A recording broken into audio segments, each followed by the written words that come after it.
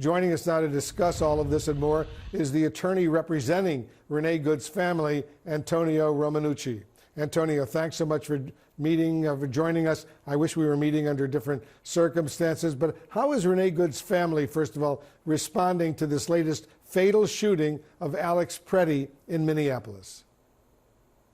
Wolf, they are absolutely appalled and shocked. I mean, one thing they thought was that maybe there was something to be learned what happened on January 7th here in Minnesota.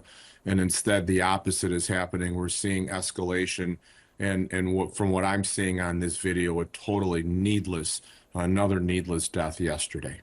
Have you or anyone in Renee Good's family, for that matter, had any contact with the family of Alex Preddy? And if so, is there talk of potentially working together to try to get answers about both of these shootings? So we have not spoken to the Alex Preddy family. It might be a little premature for that yet.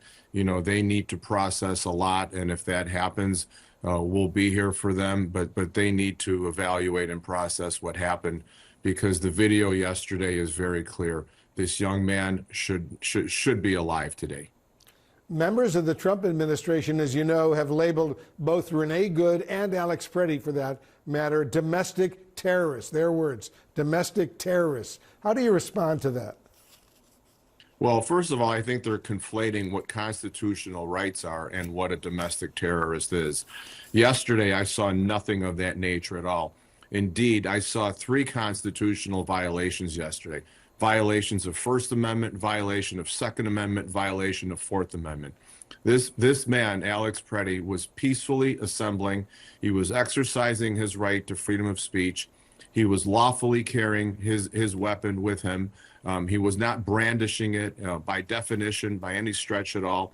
And we saw that a violation of the Fourth Amendment. He was unlawfully seized. He was not free at all, and there was excessive force used, which obviously caused his death. So I see violations across the board here yesterday, not domestic terrorism.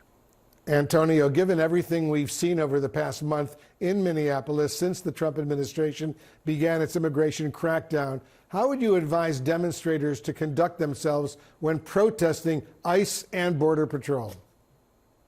Well, there is no doubt that the protests they need to continue to be peaceful. They need to be nonviolent. I was out on the streets earlier today, and I have to tell you, I saw the most respectful and dignified assemblies that I have seen. That's the way they should be done. Minnesota residents, Minneapolis residents are doing that. But when they are pushed to the brink and when they are escalated with violence, we still ask them to please try and resist that, because we don't want anything to happen that could further jeopardize their rights.